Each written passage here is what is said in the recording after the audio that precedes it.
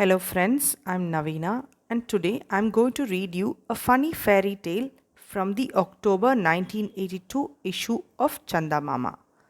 How the Himalaya was saved.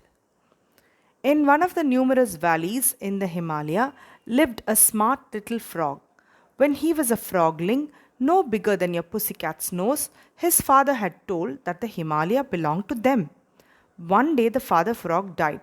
The young frog, who considered himself a prince till then, proclaimed himself the king of the Himalaya. In front of the bush, which was the frog's castle, was a pool. Around it, there were a few other bushes too. The residents of those bushes were some butterflies, some crickets, some squirrels, and a few sparrows. They heard the frog's proclamation. Is it true that you are the king? They came together and asked the young frog. Why? Is the water in the pool not cool? Asked the frog in turn. It is cool, said a sparrow, who instantly made a circle over the pool and dipped her beak in the water. Are the peaks not high? The frog asked. They are high, in fact, much higher than myself, I must confess, said a squirrel, after raising its forelegs to measure a peak. Am I not the son of my father? This time the frog sounded particularly grave. You are surely, agreed all, sounding more serious than ever. Then what doubt is there that I am the king? The frog demanded, with four twinkles in his two eyes. This was argument enough for the butterflies, the crickets, the squirrels, and the sparrows. They were satisfied that the frog was indeed the king. Days passed.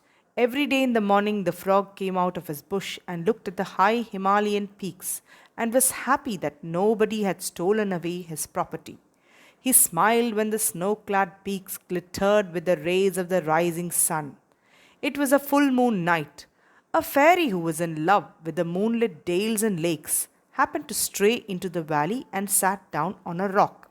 The frog saw her and felt charmed. I am the king of the Himalaya, he croaked out. I'm not particularly interested in knowing who you are, but I'm sure you will be interested in knowing what I propose to make you. The fairy, who suppressed her amusement with some effort, asked, What? My queen? Thanks a lot, said the fairy, and she flew into the moonlight and the golden mist. And she forgot the dialogue instantly.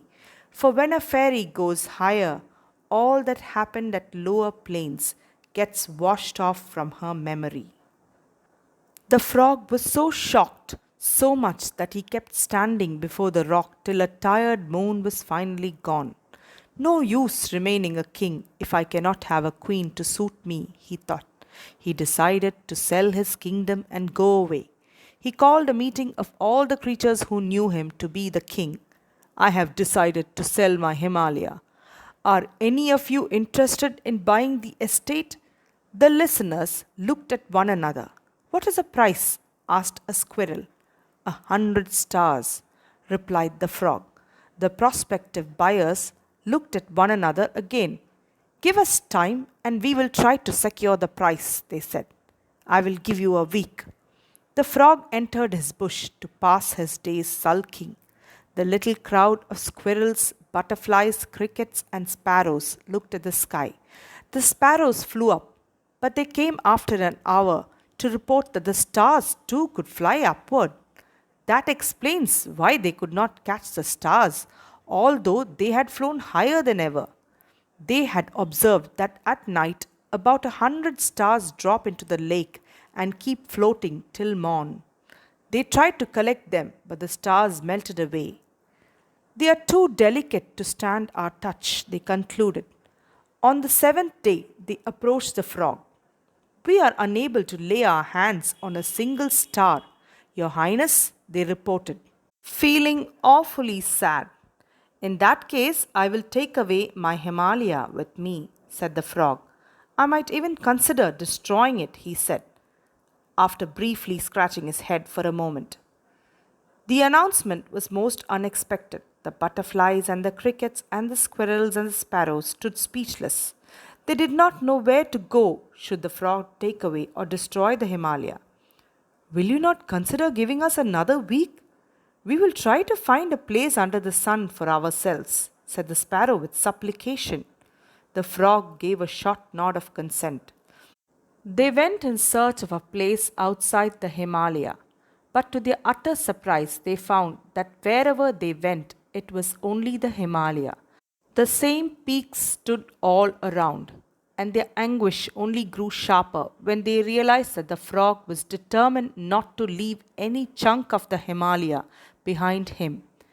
It was an evening when the moon had begun to shine, and the little party of explorers relaxed below a snow clad rock.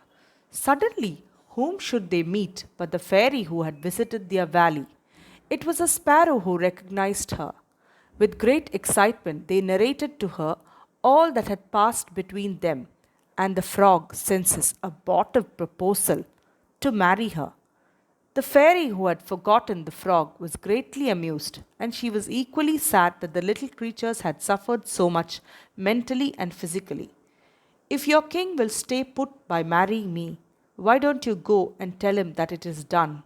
She said, and she flew away into the moonlight and the golden mist and forgot the dialogue. The triumphant party returned to the frog, frolicking all the while. In a chorus, they said that it was done, that the fairy had already become his queen.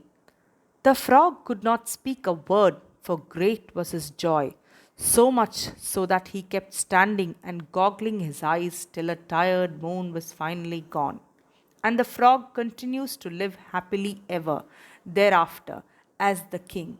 The butterflies, the crickets, the squirrels, and the sparrows felt immensely happy that a great crisis was averted, that the Himalaya was not carried away or destroyed by the frog.